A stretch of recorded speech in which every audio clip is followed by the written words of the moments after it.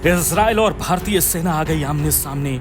Israel के खिलाफ जंग में डटे रहेंगे भारतीय सैनिक। इजराइल की अपील को भारतीय सैनिकों ने ठुकराई। लेबनान और इजराइल के बॉर्डर पर भारत के करीब 600 सैनिक सीना ताने खड़े हैं। पूरी दुनिया ने प्रधानमंत्री मोदी और इजराइल के प्रधानमंत्री नेतन्याहू को गलबहियां करते देखा। नेतन्याहू ने अपने खास दोस्त मोदी को समुद्र किनारे घुमाया, अनोखी गाड़ियों पर सैर कराई। लेकिन अब भारत के सैकड़ों सैनिक इजराइल की सेना के खिलाफ खड़े हो गए हैं। आखिर ऐसी नौबत आई क्यों? ऐसी भी क्या स्थिति हो गई कि हर एक मुद्दे पर साथ देने वाले दोनों देश आमने सामने आ गए? इस पूरे वीडियो में आपको पूरा माजरा समझाते हैं। सबसे पहले जानिए कि इजराइल और हिजबुल्लाह के बीच भयंकर जंग जारी है। नेतन्याहू की सेना ने हिजबुल्लाह चीफ हसन नसरल्लाह को मार दिया है।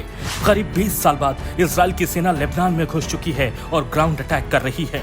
1 अक्टूबर से पहले ही इजरायली सेना ब्लू लाइन के पास के इलाकों में मौजूद हिजबुल्लाह के ठिकानों और हथियारों को एक एक कर तबाह करना शुरू कर चुकी है। लेकिन इस ऑपरेशन से पहले इजरायली सेना ने इस बात का खास ख्याल रखा कि हमले में सिर्फ हिजबुल्लाह और उसके ठिकानों को ही निशाना बनाया जाए।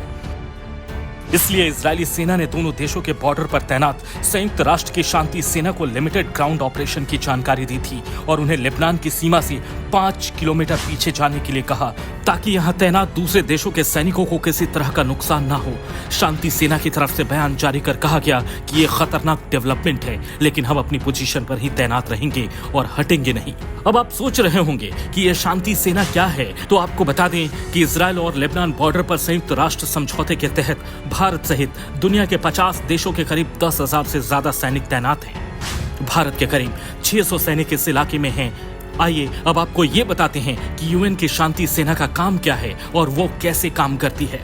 शांति सेना की जिम्मेदारी है कि लेबनान और इजराइल के बीच स्थित 120 किलोमीटर के लंबे ब्लू लाइन पर पेट्रोलिंग करे और किसी भी तरह के आर्म कॉन्फ्लिक्ट की वजह से लेबनान और इजराइल की सेना आमने सामने ना आ जाए, और अगर आ भी जाए तो स्थानीय लोगों को किसी तरह का नुकसान ना हो। इसका काम यूनाइटेड नेशन के मैंडेट के तहत करना है।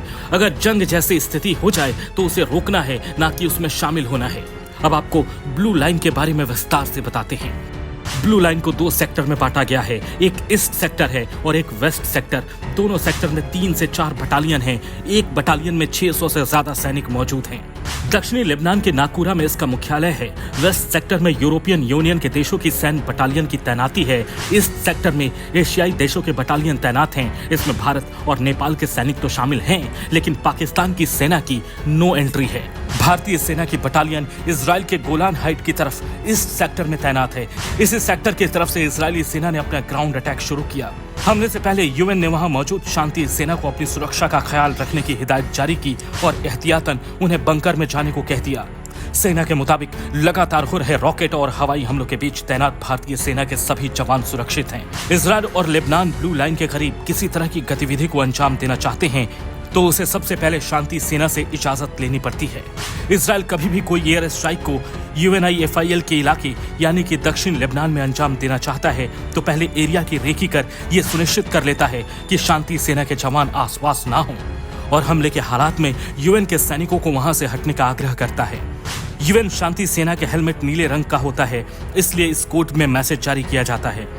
आपको ये भी बता दें कि ब्लू लाइन इजराइल और लेबनान के बीच का बॉर्डर नहीं बल्कि लाइन ऑफ विड्रॉल है, जिसे संयुक्त राष्ट्र ने साल 2000 में इजरायली सेना के लेबनान से वापसी के बाद तय किया था।